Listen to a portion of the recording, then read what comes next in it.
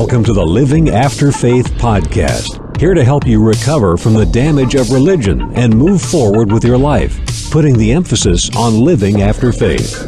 This is the official podcast of recoveringfromreligion.org. Now with today's program on Living After Faith, here's Rich and Deanna Joy Lyons.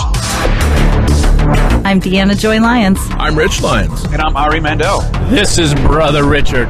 Come laugh with me. The reason we're having Ari on, and thanks for joining us, Ari. Sure. The reason we're having him on, I saw an article on Facebook, and it just struck me wrong.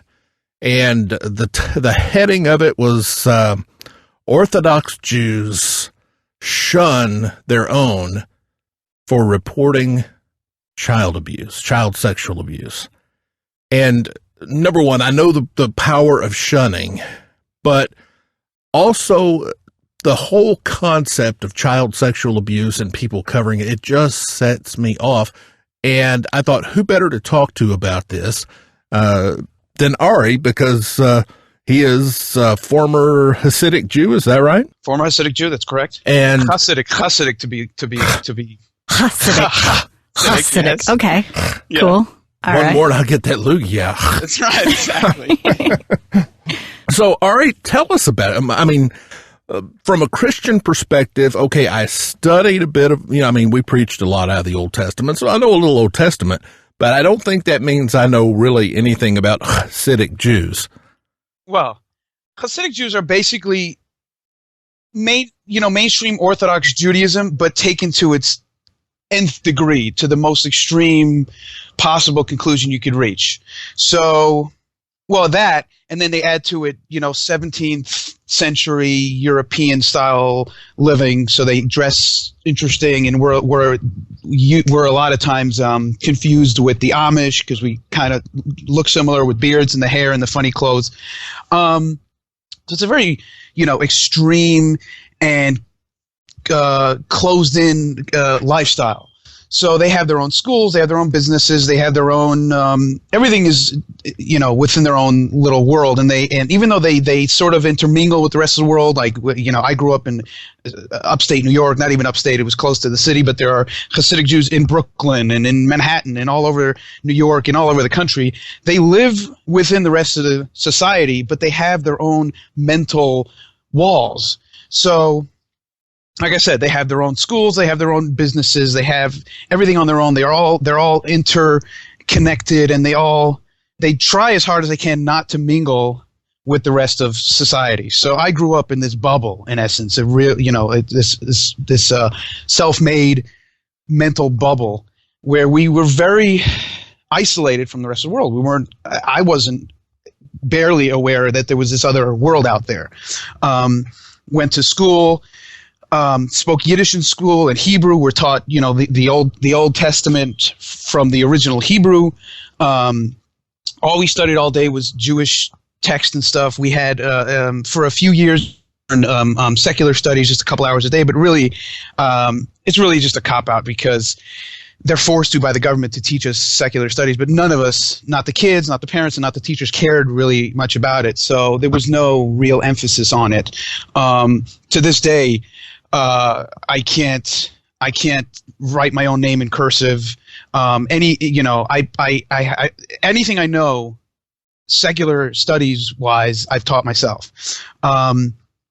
In fact, I was in school essentially full time until I got married at 18, and even after that, I still went to school. And in order to join the Army years later, I had to go to get a GED. Essentially, on paper, I have zero education. So all the studying that we did was essentially for nothing. They study the Talmud and they study the Bible, which are all nice things, but really in 20th century, 21st century America, it's really just a waste of time. Hey, you're a member of the GED Club too. Welcome. Yeah. Dude, everything I know I learned myself, really. I don't think public school helped me too much, even though it was secular. So don't worry about it. Right. It took a long time. It took a lot of study.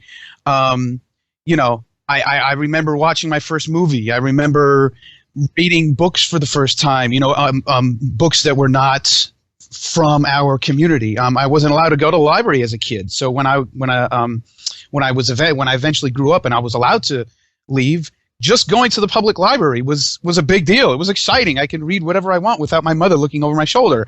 You know, and that eventually was, you know, in their eyes, my downfall. I went to the library and suddenly I was reading books that were not approved, and it opened up my field of vision, and all of a sudden, wait a minute, there's this big world out there, and there's people who have different opinions than us, and maybe things aren't so cut and dry as I'd been made to believe. And then I discovered the internet, and that was the beginning of the end. It was all downhill from there. I found out there were other people who thought similar thoughts like I did and questioned the things that I did, and okay, so maybe I'm not nuts. I'm not the only crazy guy out here thinking these things. And then, you know, it just kind of, you know, eventually it all came to an end. So back to where I was. I went to school. I was a good kid. I never got in trouble. I was a good student. Everything was fine. Got married at 18. How did you end up getting married at 18, by the way? That must be an interesting story. Sure. That in that world, in that culture, starting at 17, definitely by 18, they start trying to match people up. They have arranged marriages. Wow. Yes. Arranged marriages in 2012. Well, this wasn't 2012, but they're still doing it now.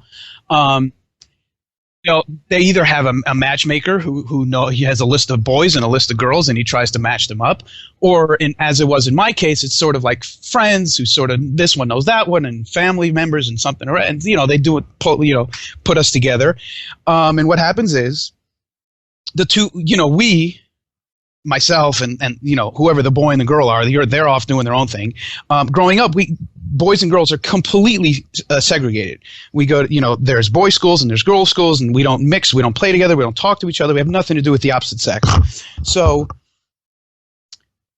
you know, we're in school, we're doing whatever we're doing, and then the parents meet each other. Or, well, actually, before they meet each other, they start, you know, doing little research about each other. So the girl's family starts digging up anything they can on the boy's family, and the boy's family is doing the same for the girl, and they find out everything they can about them.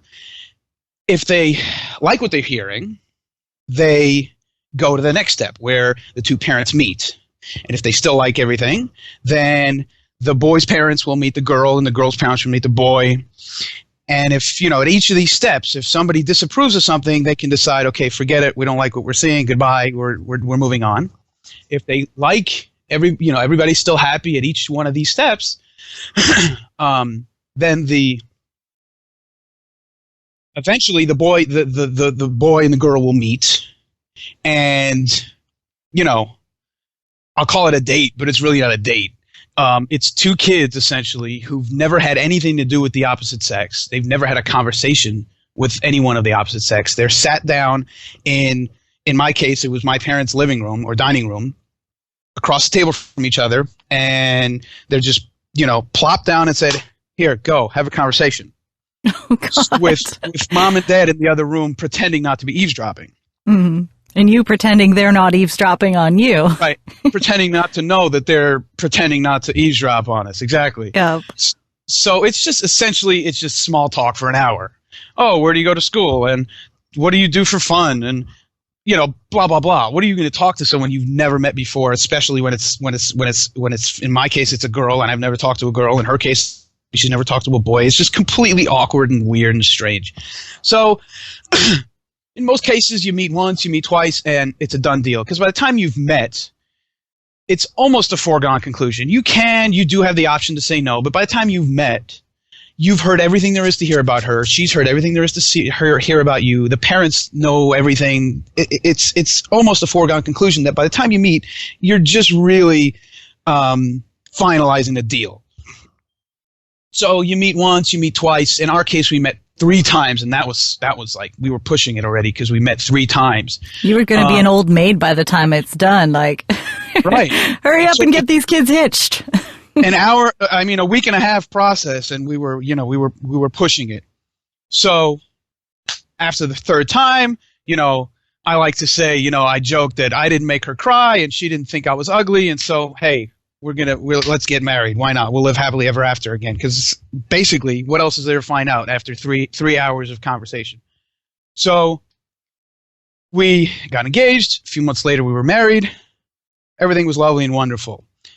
For, a couple of years, things are fine, but just naturally, I'm curious.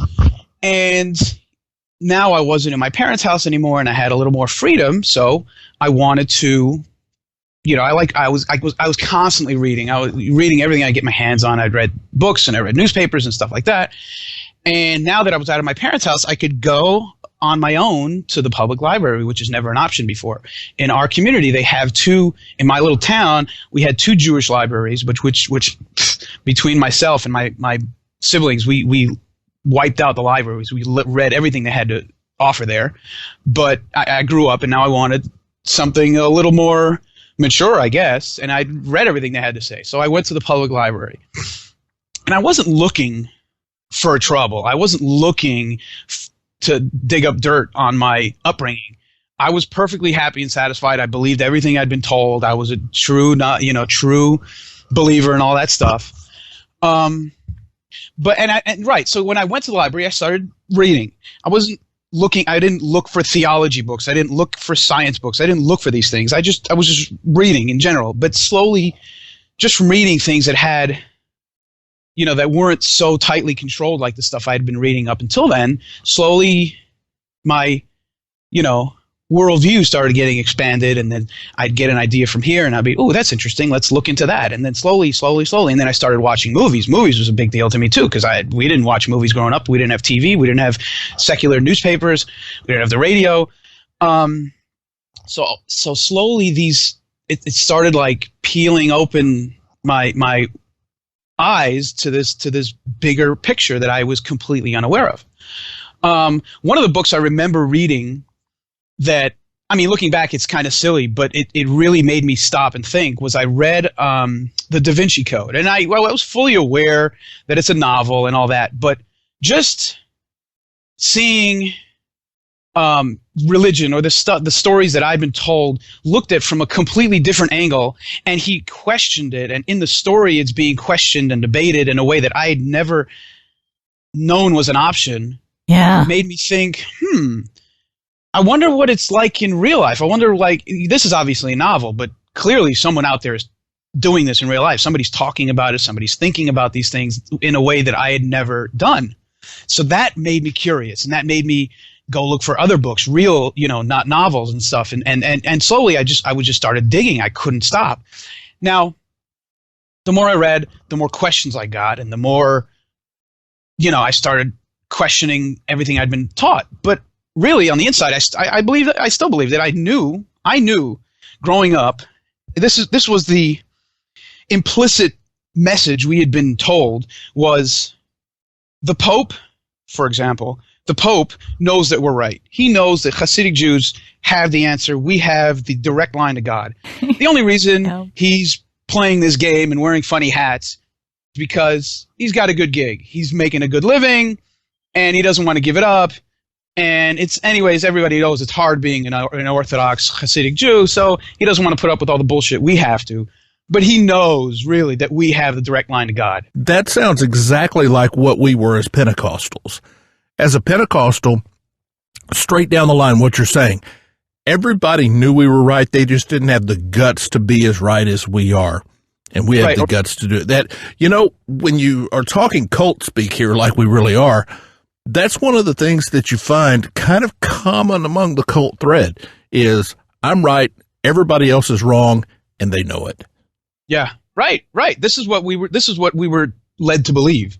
So I thought, as soon as I had all these questions and these doubts, I thought for sure it's just I'm one book away from finding all the answers, or I am one rabbi away from the answers, or one professional. I had no doubt that I'm going to find the answer, and all my questions will be washed away, and I'll go back to my happy-go-lucky life.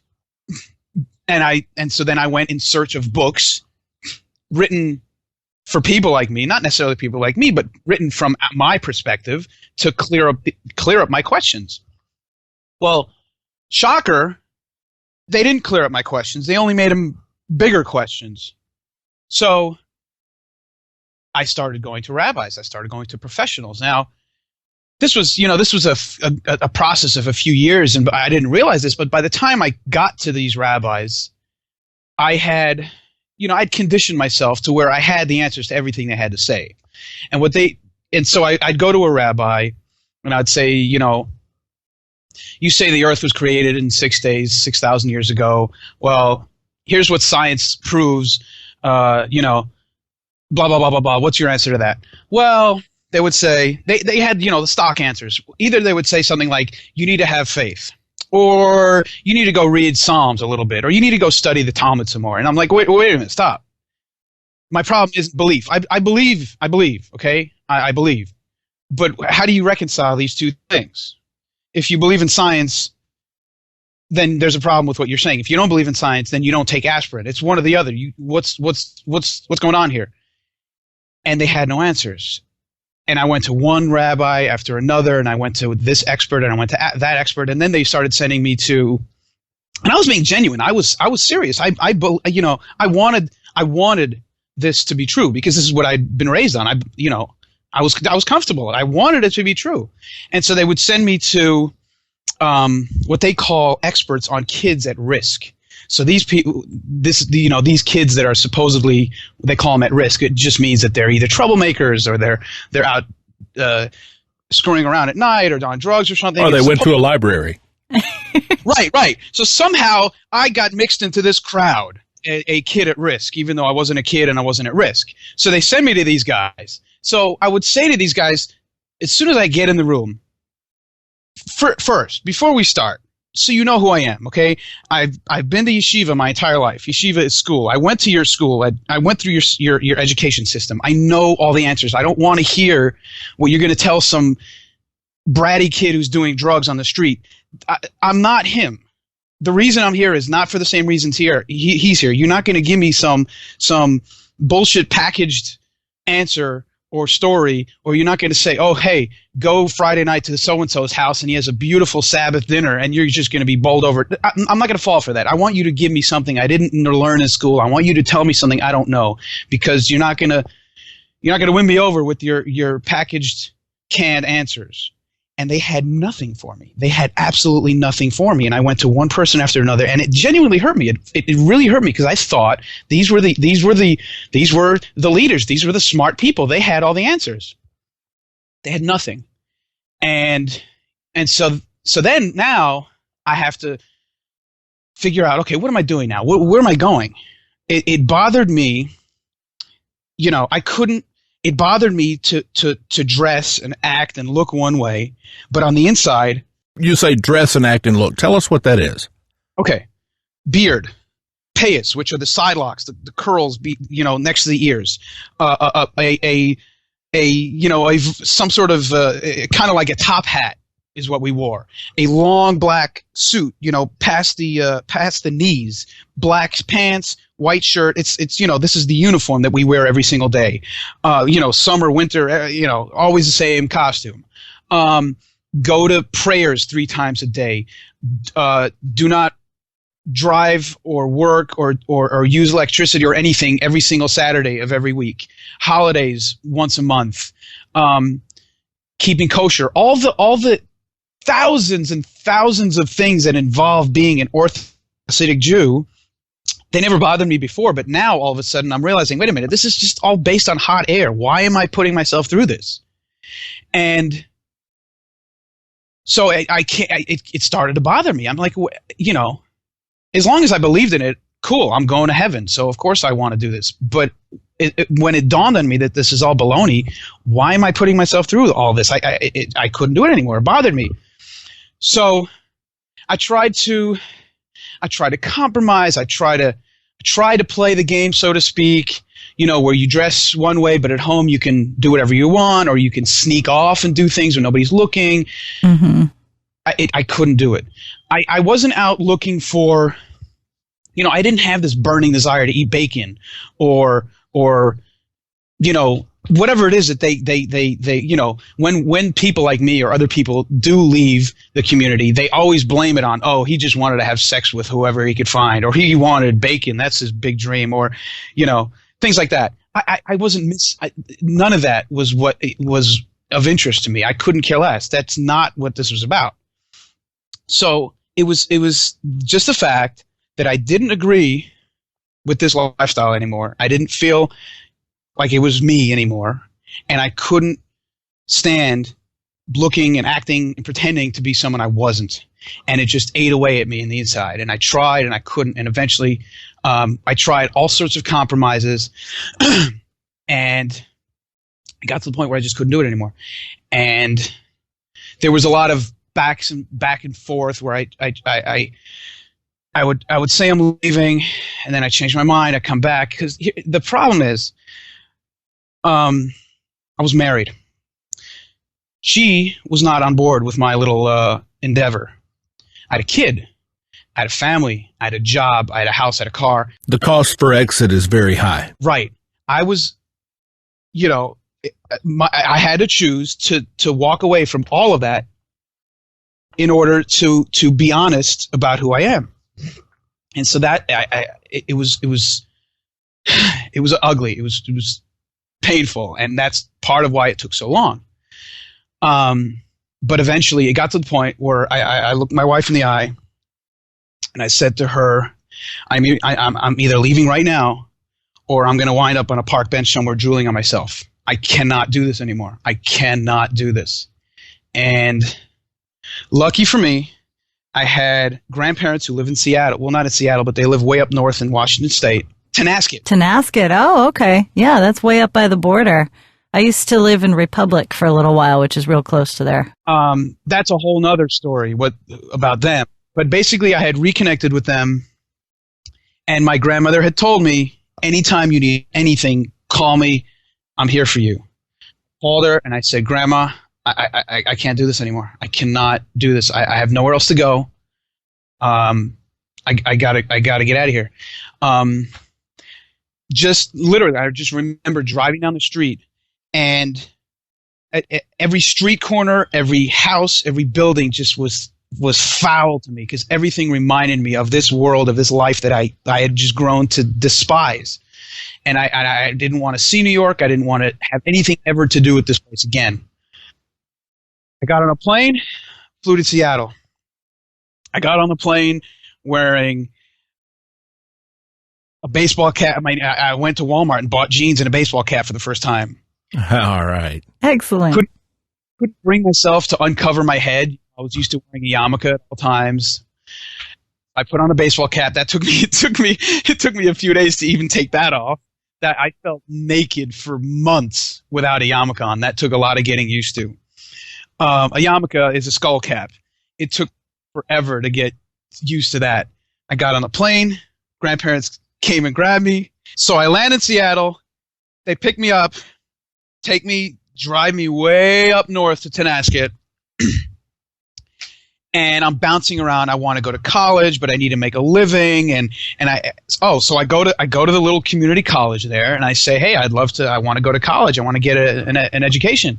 And they say, where's your high school diploma? Where's your transcripts? And I'm looking at them like they just fell off the moon. I don't know what you're talking about. I went to yeshiva. I don't have any papers. I don't have anything. You want to ask me some questions? I can answer them. You want to give me a test? Sure, test me. But transcripts? What are you talking about? I don't know what that is. I don't know what credits are. So I couldn't go to college. Get a job. I didn't have a resume. I don't have anything to show. Everything in our little community is all, everybody knows each other. Everybody's someone's cousin or someone's neighbor or someone's brother. And it's all, there's nothing on paper and there's nothing official. So you don't have to have any title. Oh, my uncle had a company and you worked for him. And so fine, I'll hire you as a manager because my uncle said you're okay. And there's no need and there's no reason for any of us to have anything formal. So I had nothing to show for myself. I could say, oh yeah, I used to do this and I have this skill and I have that skill, but I have nothing to show on paper. So all I could do was just odd jobs and bounce around here and there. So, that was for a few months. I'm bouncing around, not knowing where I'm going to go, what I'm going to do. One day, I'm driving along the street and I see the recruiter's office, the U.S. Army recruiter's office. And funny thing is, the recruiter was friends with my uncle who lives up there. We used to hang out together. We used to play paintball together. he never once, gave me the spiel, gave me the pitch. He never tried. He never said a word to me about joining the Army. We were friends. And it never dawned on me to join the Army. Fat kid my entire life. I was hugely obese at one time. I was not in any sort of shape. I never saw myself as the Army type, especially growing up in, Hasidic. Nobody joins the Army. We've never heard of the Army. We don't know anything about the Army. It's completely out of our ballpark. It's something none of us ever even think about. But the combination of the circumstances, I need to make a living. I want to go to school. I was newly single at the time. I'd lost a bunch of weight, so I felt like I was Superman. I can do anything. The other big, huge factor in joining the Army was, I'll back up a second. In the world that I come from, in this Hasidic, I say Hasidic, you know what I'm talking about. It's Hasidic. I gotta get used to not saying it the way we say it. Yeah, say it the way you want to. That works for us. Yeah, we know what you mean. Coming from that world, we don't, like I said, nobody has televisions. We don't have secular newspapers. We don't listen to the radio. The only, aside from, Jewish newspapers, the only way you will get news if you're interested is if you drive a car, or you have, like, say, an office or something. A lot of guys will secretly turn on the AM radio and listen to the news or news talk, because that's what's on all day. So I had, this job or that job where I was driving or doing whatever I was doing, and I got hooked on AM radio. Rush Limbaugh, Sean Hannity, Bill O'Reilly, all these windbags. They were my first introduction to news and politics and current events and all this stuff. And I bought into their worldview hook, line, and sinker, because I didn't know any different. I didn't know any better. And this was like in 2007, at the height of the war and the surge and this and that and George Bush and rah, rah, rah. And I was the most right wing. I was to the right of Rush Limbaugh. I was like, hell yeah, let's go kill me some Hajis. Let's do this thing. And I just saw the recruiter sign, and the combination, of that hate radio, the shitty circumstances, and all these different things. And I was like, I'm joining the Army. I got nothing to lose. I'm joining the Army. I want some adventure. I want to go kick ass. I go into the office, and I was sold before he opened his mouth, because I had pretty much made the decision. He gave me the spiel. He gave me the little thing. He gave me a brochure. He said, here, pick a job. Come back tomorrow or something. I go to my grandparents, and I say, and my grandmother is a big, peacenik. She's like, oh, let's just get along. Why do we have to fight? She's like a real, peace-loving kind of person. And I thought for sure I'd come home and she'd kind of talk me out of it, or at least give me she'd show me all the negatives and all the reasons why maybe I should rethink this. I get into the house and I say, hey, Grandma, what do you think about this? She says, that's an interesting idea. The fact that she didn't say, you're crazy, don't you ever do that. I was like, done. I'm going. I'm going. I'm joining. The conversation's over. I wonder if she was trying to reverse psychology you, and then it backfired on her. I don't know. I don't know to this day. I didn't ask her what she was thinking. Oh my God, I would love to know. If you ever ask her, please tell us. Now that I'm talking about it, I'm thinking, something I should call her up and ask her what exactly she was thinking. I don't think she realized how much I had, the expectations I had out of her with that one question. But sure enough, she didn't completely reject the idea, and I was like, okay, that's it. I'm joining. I go back to recruiter, and I had to give him a little bit of my background and my history because of the education thing and this and that and the other thing. And he says, okay, here's what we're going to do. You need to get a GED. At that time, the Army was desperate for bodies. They'll take anyone. They allowed felons in, and they raised the maximum age, and they'll let anyone in. So the problem with me was I didn't have any education. I didn't have a high school diploma. So they said, the Army was paying for you to get a GED. So because of the fact that I'd never been to pretty much never been taught any secular studies, he figured I needed some time to study and this and that. And I assumed so too. So he put me on the delayed entry program, which means I sign on the dotted line, and that in 4 months from now, you're going to show up to basic training. In the meantime, I have to and pass the GED. The policy is you can take the test as many times as you want, keep failing it. The Army's going to pay for it as many times it takes till you can pass, and then boom, you're gone. You're joining the Army. So this was on, I believe it was a Tuesday. He drives me to the library, takes out this big, giant Kaplan, encyclopedia-looking book, and goes, "Here, study, have fun."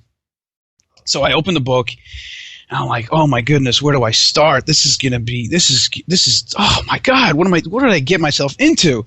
So I look at the table of contents, and I'm like, history, yeah, I know, I've read about history. Let's next this, that. I'm like, this is obvious.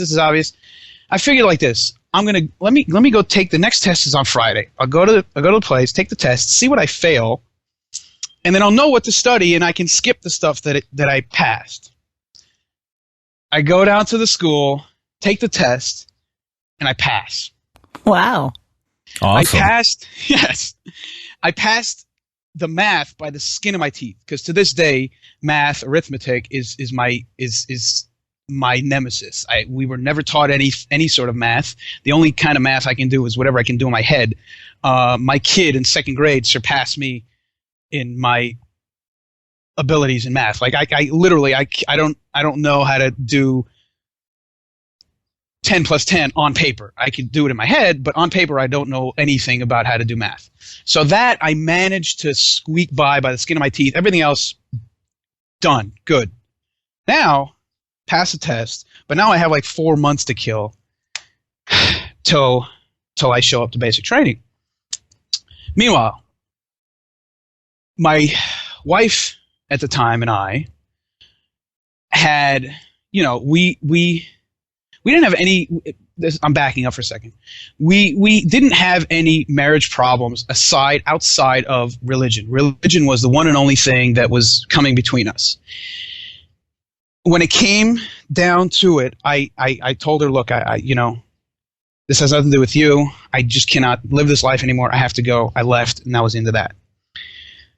Every night, and I have a son. Every night, I'd call, and I'd talk to my son, and that was it. In my mind, because this is, I'm not the first person. It's happened before.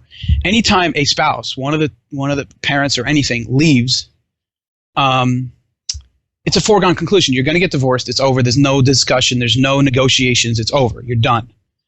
So I thought it's just a matter of time. We need to fill out some paperwork.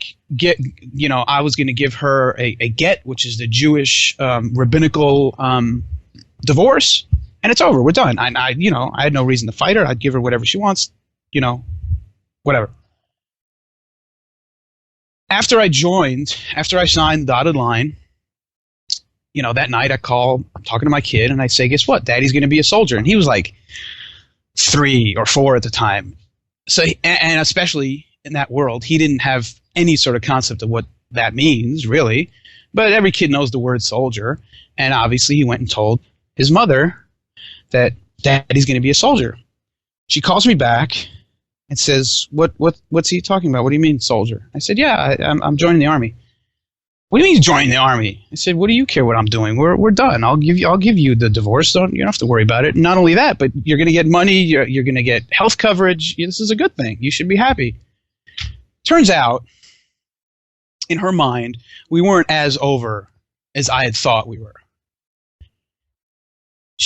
There was room for negotiation, so to speak.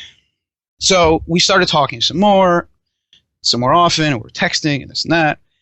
And one day we were texting, I'm in Washington and she's in New York, and we're texting. My uncle, we were in the car doing something, going somewhere, and my uncle dares me pretty much. He says, I bet you won't invite her out here. I said, she's never going to come out here. She's a Hasidic woman, pretty much dresses like an Amish person. She needs kosher everywhere she goes. She's not going to come out here. This is like Sodom and Gomorrah to her. She's not going to do it. It's not even. There's no why. He says, I bet you won't invite her out here. Well, the worst thing you can do to me is dare. All right. Is say, well, I bet you won't. Is pretty much the worst thing anybody can say to me. So sure enough, I text her, what do you think about coming out to visit?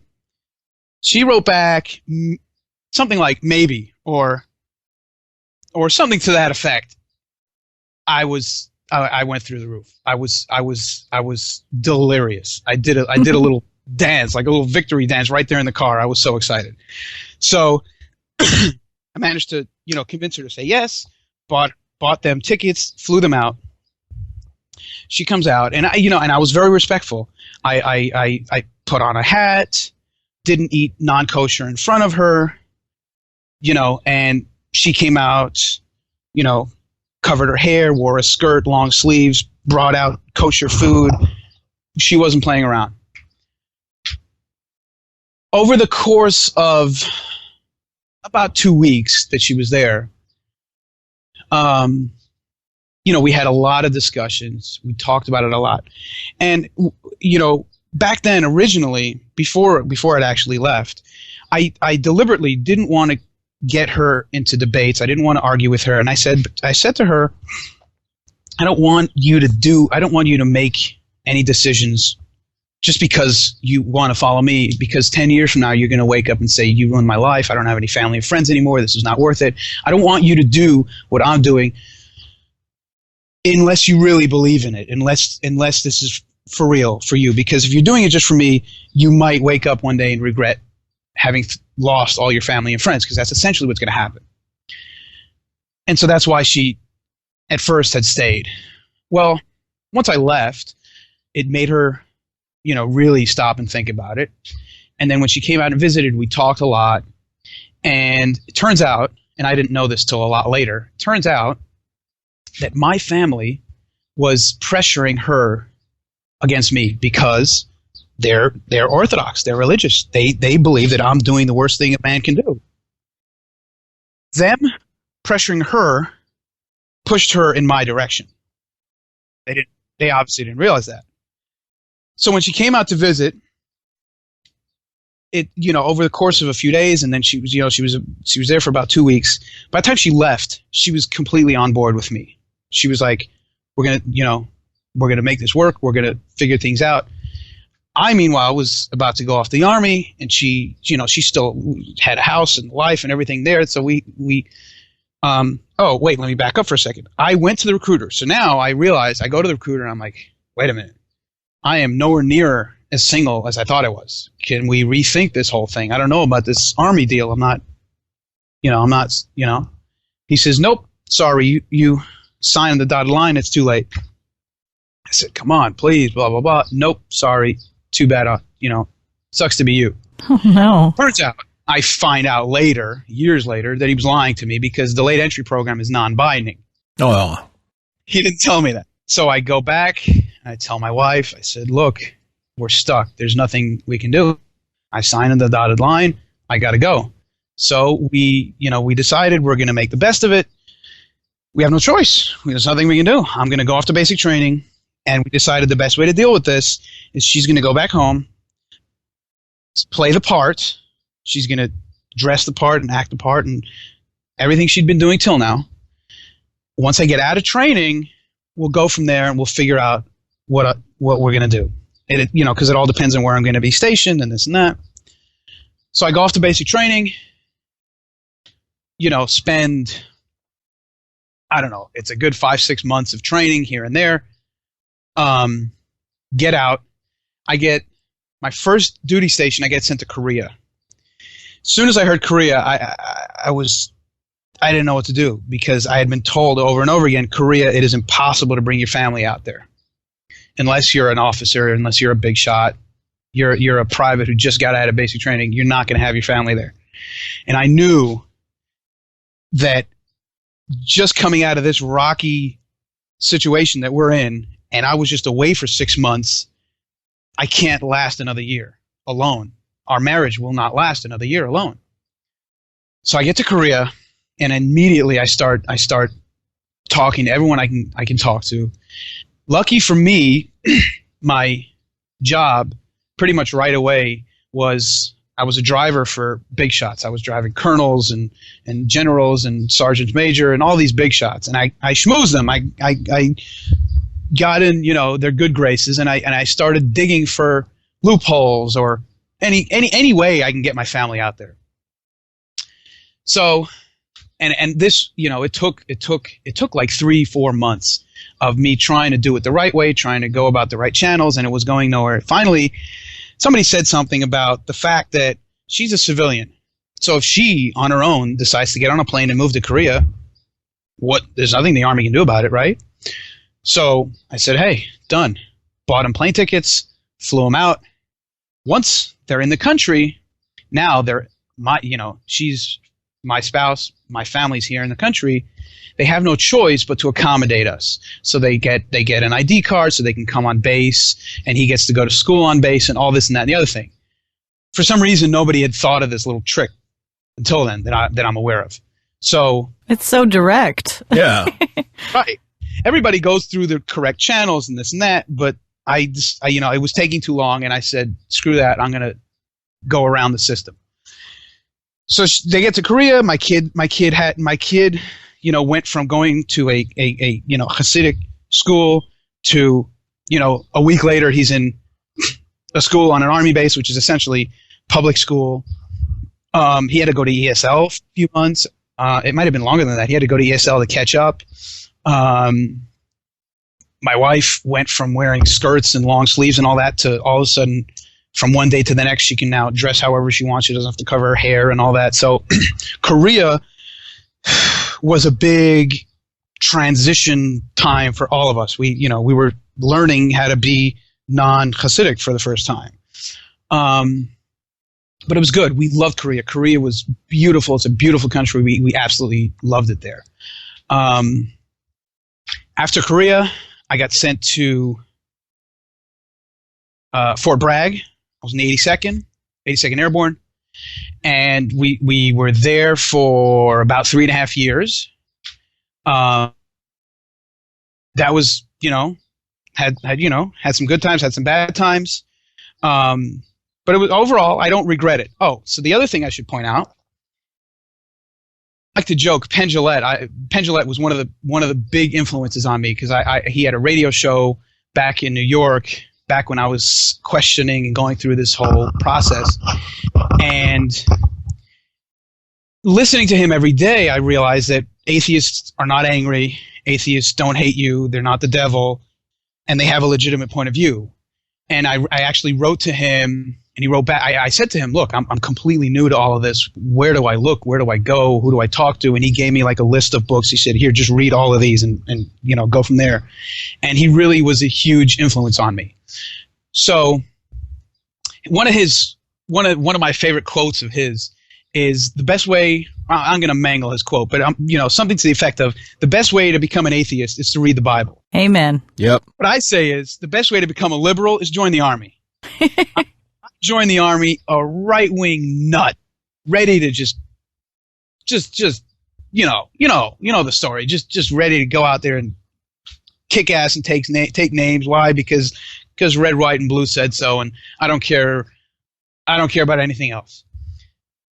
Shortly, it didn't take very long, and I got in the middle of 2007. By, towards the end of 2008 when Obama won. By the time Obama won, I was a full-fledged lib. I was sobbing like a baby when he won. I voted for him. I was like the complete opposite of what I used to be. So now I'm the guy in the Army, surrounded by either people who don't care at all about politics or right-wing nuts. I'm pro-gay. I'm against don't ask, don't tell. I'm the complete opposite of what I used to be and what most people in the Army are. And I'm a big mouth. I don't keep my mouth shut. I would have never known. Guess that, right?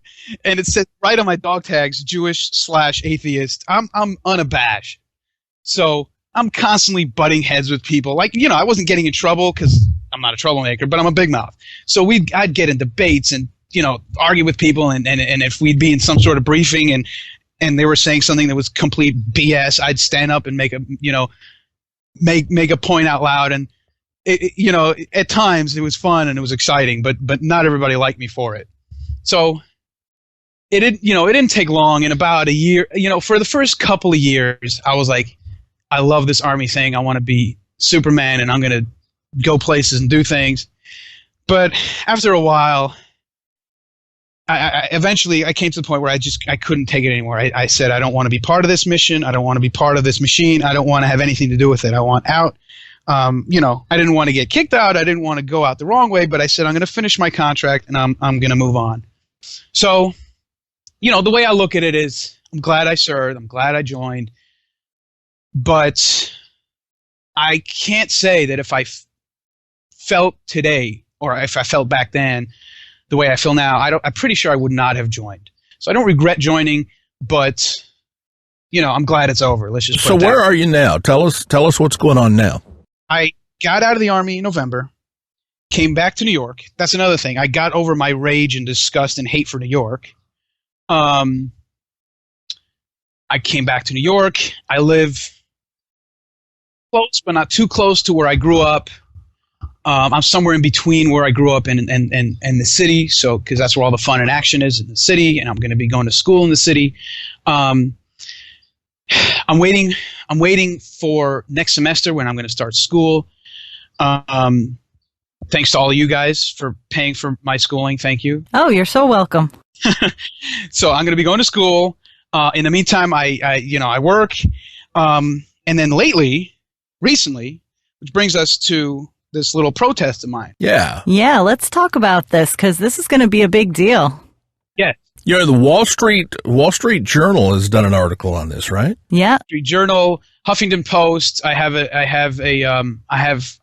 don't even know how many interviews lined up. I'm doing one with the Washington Post next week. It's Well, thanks for working us in amongst all the big guys. Yeah. Yeah. I said, everyone, look, tomorrow at 10, I'm busy. I don't care who you are. So this is what's going on. In that that I just rambled on about, sexual abuse of kids, child sexual abuse, according to the statistics, is about the same levels of anywhere else in the world. I know. Shocker, right?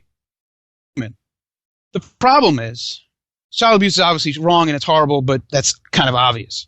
The problem is, not only do they not really do much about it or much to fight it, but they actively cover it up, they hide it, they lie about it, they intimidate witnesses, they intimidate victims, they threaten people who try to come out and talk about it, they buy off politicians, and this has been going on for decades. I thought you were talking about Hasidic Jews here, not the Catholic Church. Exactly. These are like the Catholic Church, but with different hats. I'm sorry, I was just remembering that cartoon I saw recently. It's a photo of like 3 religious leaders. Then one guy says, my hat is triangles. And the other guy's, my hat's a square. And the other one's like, my hat is a mushroom. And they said the solution, of course, for atheists to have any power in this world is we need hats. Yeah, hats. Exactly. Silly hats. It's the answer to everything is the kind of hat you wear. Yep. But anyway, yeah, it's exactly like the Catholic Church. It's the culture is that you don't go to the police, you don't tell on anyone, especially you for sure don't go to the authorities. You deal with it in-house, but dealing with it in-house consists of nothing. Either some rabbi will go to this person and say, hey, don't do that again, have a nice life. Or if it's in a school and it really gets too much attention, they'll pull him out of the school, and guess what? Put him to another one. Exactly. And this has been going on for generations. And because of that, people will say, it happened to me. I survived it. It's not that big a deal. Let's not make a stink out of it. This is the attitude. So recently, a big group of people decided they're going to rent Citi Field, which used to be known as Shea Stadium, and they're going to fight the internet. To them, the internet is the worst thing in the world because you can go on there and find out that, maybe everything we told you is not true. Maybe there are arguments against us. There's pornography. There's all these horrible, evil things. They'll ignore the good things on the internet because plenty of them use the internet. There's from their perspective, you can read the Bible on the internet. There's the prayer books on the internet. There's all sorts of Jewish kosher things on the internet, but they're worried about the non-kosher things. When I heard about that, what came to my mind was, you're willing to spend all this time, money, and effort to battle the internet, but they'll ignore child molestation. And it's not that they don't ignore it, they actively cover it up. But the reports are that they spent, depending on who you ask, but up to $3 million to rent the place out, to advertise and fly people out and all this and that and the other thing. You're willing to spend millions of dollars to put on this event, but you will do nothing to stop child molestation. And the analogy I've been using is, when your house is on fire, you shouldn't be worrying about leaking pipes. When your house is on fire, you do not worry about leaking pipes.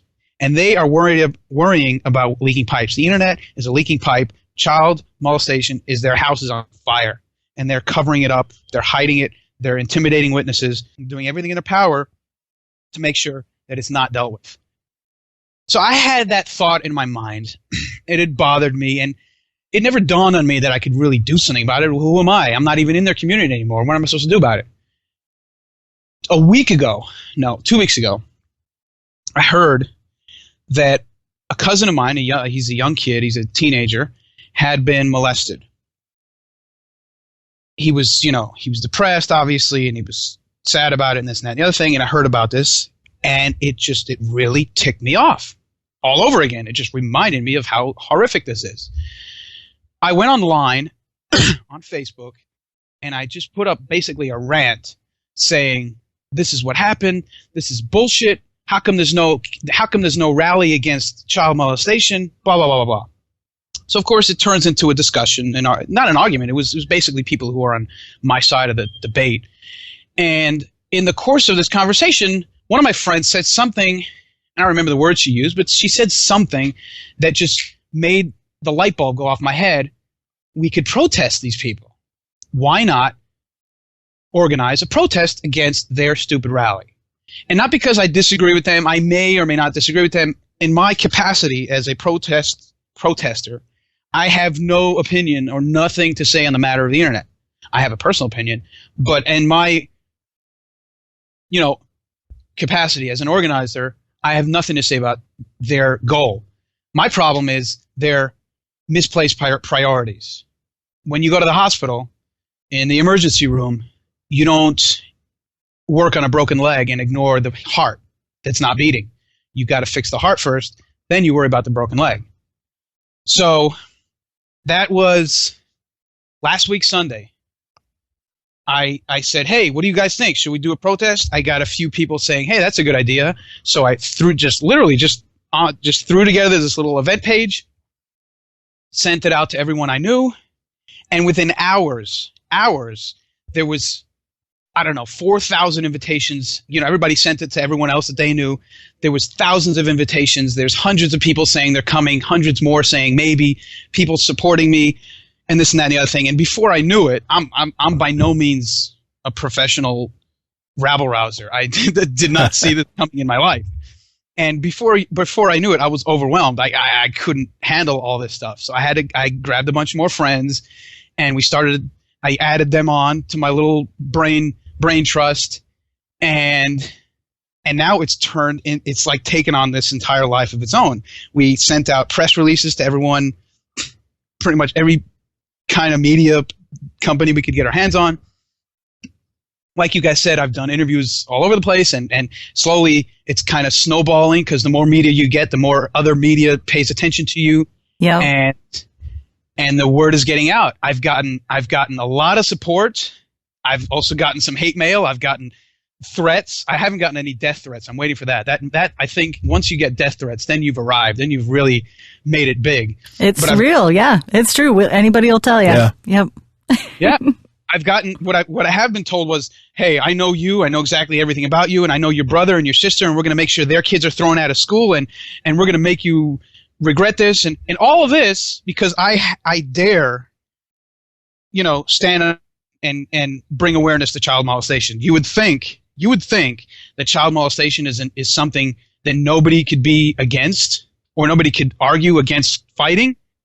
I was wrong because I've gotten hate mail. I've gotten people cursing me out. I've had tons of people who say they agree, but you're not going to accomplish anything anyway, so why waste your time? You're just wasting your time and money, or not money, it hasn't cost me anything, but you're wasting your time and effort, so why bother? I've had people say to me, I was molested, I got over it, why are you going to make a stink? I've got an argument like that. I just stare at them and I don't know what to say. How am I going to argue with that? Are you for real? Are you serious? I'm just speechless. What am I supposed to say to that? It's ridiculous. It's the most ridiculous thing I've ever heard. It's cruel, too. It really is. I mean, I broke my leg about a year ago, and I've gotten over it. I'm fine. I'm not complaining or whining or anything about it. But you're not out encouraging people to break legs. Right. In fact, I'm doing a little bit of the opposite. I'll say, hey, if you're in a car, watch out for scooters. And that's the equivalent of what you're doing. It's unbelievable. But to be truthful, for the most part, I've gotten support. I actually went to my parents' house. My parents and I, we get along very well, even though it wasn't easy for them, dealing with what I did. Essentially, I left the faith and left the community and all that. So that's never pretty. Right. We get along wonderfully now. I went over their house and I said, "Let's go. Let's talk this out. What are your complaints? What are your comments about my protest? What are let's go. Let's talk it out." And within an hour, my mother was on Facebook inviting all of her friends. Now she's on the event wall arguing back and forth with people. My sisters and my brothers are on there, all completely shocking to me because I thought for sure they'd be against it just like the rest of that community is. So I've gotten, for the most part, I've gotten support. I've gotten people saying, we support you. The other interesting thing, and to me it's not surprising because I know I'm from that community. I know how it works. But I've gotten countless messages, emails and Facebook and this and that and the other thing of people saying, thank you so much. I support your cause. I completely agree with you, but I can't be there. If I show my face, my kids will be thrown out of school, or I will lose my job, or, my synagogue will throw me out. I cannot tell you how many messages in person and stuff like that I've gotten. My father went to synagogue the other day. People came over to him and said, what is Ari doing? Why is he making noise? Why is he raising hell? This community does not want to be faced with their own, their own dirt. They cannot handle it. They do not want to handle it. They don't want to talk about it. They would rather make it go away. In the words of Marilyn Manson, you can't smell your own shit on your knees. That's right. and I am showing them their own shit. I am sticking their face in it, and they cannot take it. They cannot handle it. So that's where we are. That's on the 20th at Citi Field in the afternoon. Depending on when they start, it's sometime in the afternoon, 3, 4, 5 in the afternoon. And hopefully we're going to raise hell. I want to have every drop of media I can there. I want to get out there and make my point. We're going to be peaceful. I've made sure everything was above board. I spoke to the NYPD. I've spoken to the ACLU. I've gone out of my way to play and be the nice guy and be amicable. And I am no longer in that community, but I've gone out of my way to try and invite people who are, because I don't want this to look like or to be, oh, you're just a bunch of outsiders or former Hasidim throwing rocks from the outside. No, I want insiders to feel welcome and to join me in my protest. And I've gotten a lot of verbal support. I've gotten a little bit of people saying, yeah, we'll be there, agree with you in this and that. And I'm still working on organizations and people and prominent rabbis and people, and hopefully they'll have some presence there. Either way, we're going to be there. The media is going to be there, and the point will be made. Now let's back up here just a minute. If someone wants to join up with you, how can they get in touch with you? How can they find you? Best way to find me, the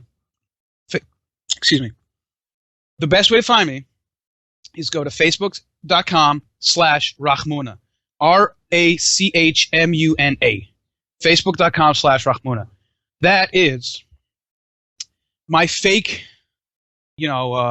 pseudonym on Facebook is Rachmuna Litzlan. Rachmuna Litzlan is a Aramaic term, or the Aramaic is the language that the Talmud is written in originally, the language that we still study it in.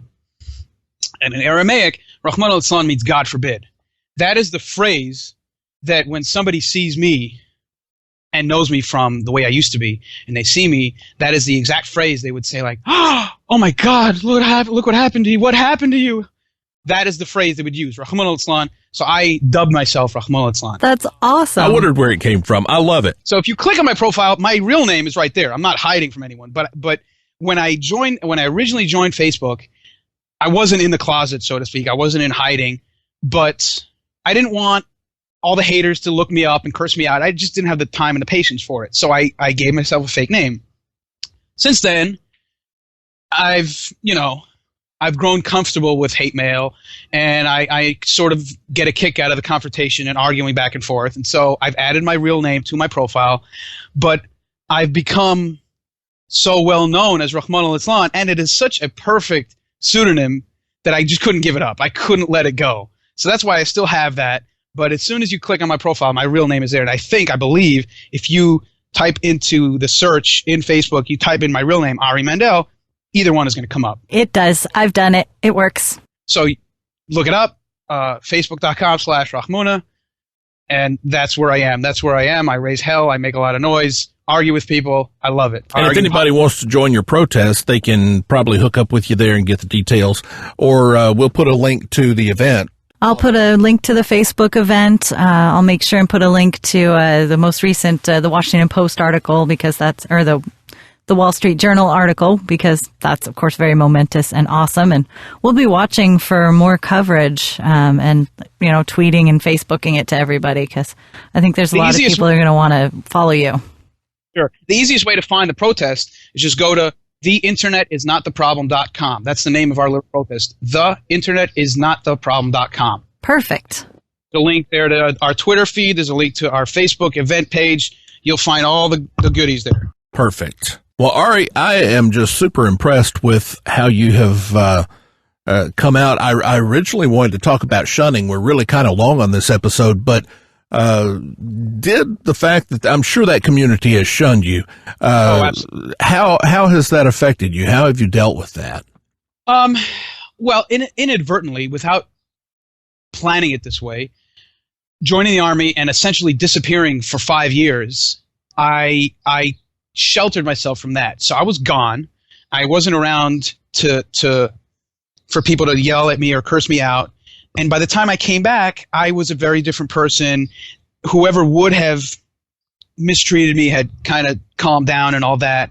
So I went through the phase where I was angry and pissed off at God. Then I was angry and pissed off at the community and at Judaism. I calmed down. I got over all of that, and now I can, like I said, I didn't ever want to see New York again. I got over that too. I'm back in New York, and I love New York. But being away for that amount of time and coming back, I kind of missed that whole phase. I didn't plan for it to happen that way, but I kind of got lucky. But absolutely, I've lost friends.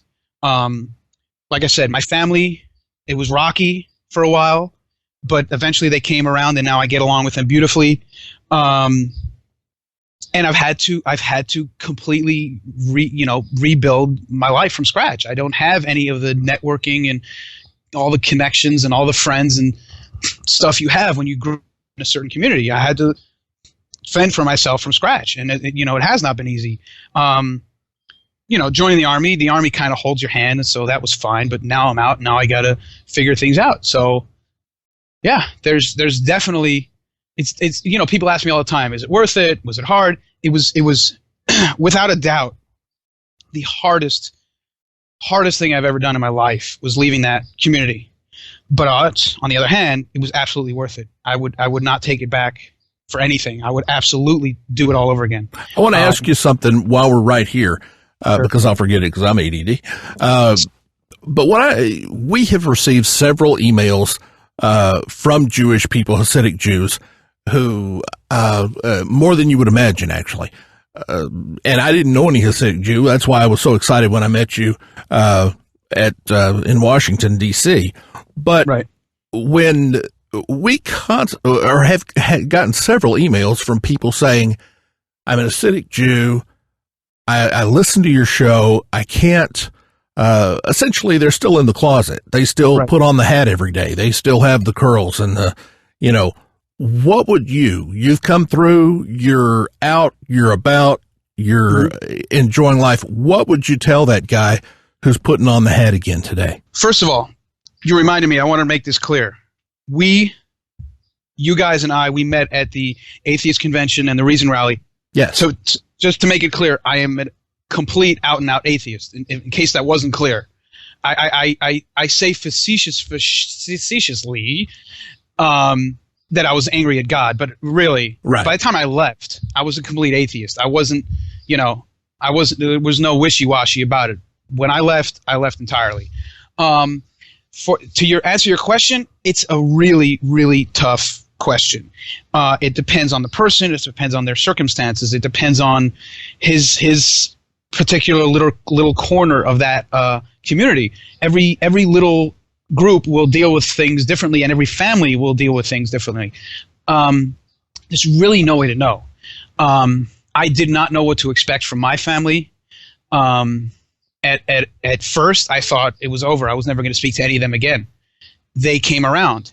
There are families who don't. I have friends who haven't spoken to their family, their parents, their own kids in decades.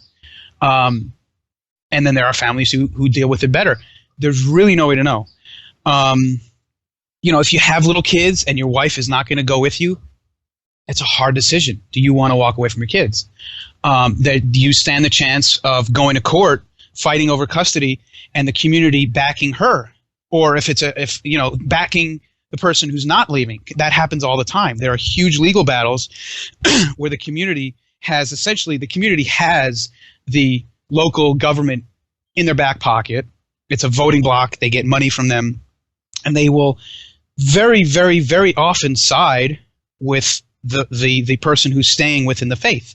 These things happen all the time. Not only that, it was just in the news the other day. The DA in New York or New York City or Brooklyn or somewhere, who was supposed to be prosecuting sex offenders within this community, made an exception for the Orthodox ones, and he made an exception not to publicize their names, whereas everyone else who's convicted of a sex crime has their name put out in the papers, or at least on a registry somewhere. In this one community, in the Hasidic community, their names are not made public. The local government is completely in the back pocket of this Orthodox, ultra-Orthodox community. So, back to should you leave? Should you not leave? It's impossible to say from afar. If you're young, if you're single, if you want it badly enough, I'd say go for it.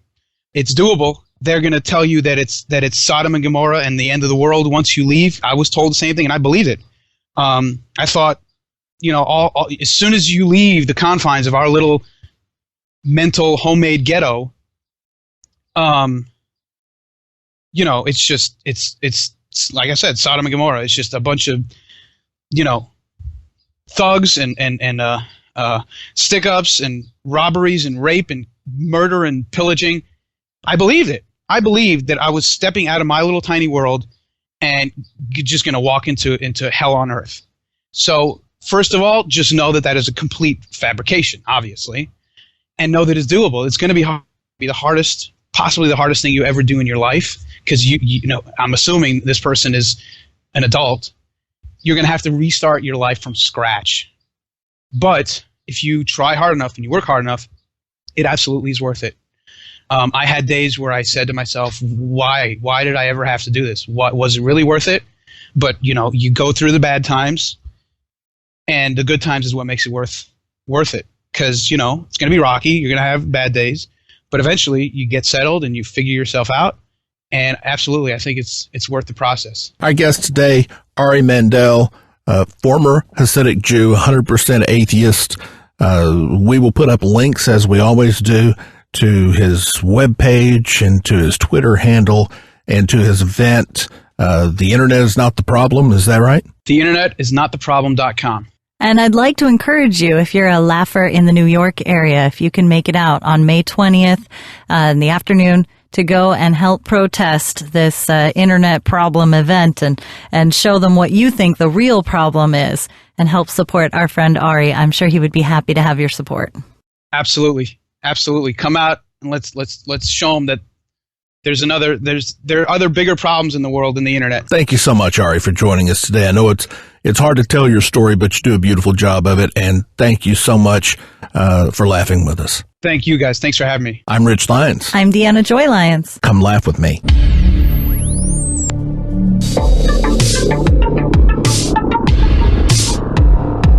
You've been listening to the Living After Faith podcast, the official podcast of recoveringfromreligion.org. The music in this episode is Rosecross by Morrison's Prophecy. You can follow on Twitter at LAF with me, like Living After Faith on Facebook, or go to livingafterfaith.com. Thank you for listening to Living After Faith.